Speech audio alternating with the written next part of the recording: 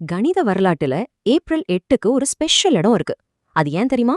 வாங்க, இந்த ஒரு தேதியில அப்படி என்ன ஸ்பெஷல்னு நம்ம இப்ப பார்க்க போறோம். பல வருஷங்கள்ல இதே நாள்ல சில ஜீனியஸ் நம்ம உலகத்தையே மாத்திருக்காங்க.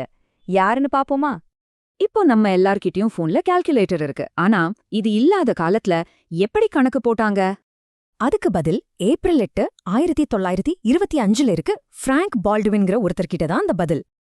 அவர் கண்டுபிடிச்ச அந்த மிஷின் ஒரு கைப்புடைய திருப்புனாலே போதும், கூட்டல் கழித்தல்னு எல்லா கணக்கையும் போடும். யோசிச்சு பாருங்க, உங்க பாக்கெட்ல இருக்கிற சூப்பர் கம்ப்யூட்டரோட ஆரம்பம் அவரோட இந்த சிம்பிள் ஐடியா தான். சரி, இப்போ அதே ஏப்ரல் 8, ஆனா பல வருஷங்களுக்கு அப்புறம் ஒரு புது கதைக்கு போலாம். பூக்கள், இசை, ஏன் நம்ம டிஎன்ஏ, இது எல்லாத்துலயும் ஒரு பொதுவான விஷயம் இருக்கு. அது என்னன்னு யோசிச்சிருக்கீங்களா? அதுக்கான விடை கிராஹாம் ஹிக்மன் கிட்ட இருக்கு. அவர் ஏப்ரல் 8, 2008 நம்மள விட்டு பிரிஞ்சார். ஹிக்மன் குரூப் தியரியில ஒரு மாஸ்டர். சிம்பிளா சொல்லணும்னா அது சமச்சீர்மை பத்தின ஒரு படிப்பு. கிறிஸ்டல்ஸ்ல இருந்து குவாண்டம் பிசிக்ஸ் வரைக்கும் எல்லா பேட்டர்ன்ஸுக்கும் பின்னாடி இருக்கிற ரூல்ஸ அவர் ஆராய்ஞ்சார். அதாவது இந்த உலகத்தையே இணைக்கிற ஒரு ரகசிய மொழி இருக்கு. அத புரிஞ்சுக்க அவர் நமக்கு உதவினார். ஒரே தேதி, பல கதைகள். வாங்க, இப்போ டைம்ல கொஞ்சம் பின்னாடி போலாம். ஆனா அதே ஏப்ரல் 8 தான். எனக்கு கணக்கே வராதுன்னு யாராவது சொல்றத கேட்டிருக்கீங்களா?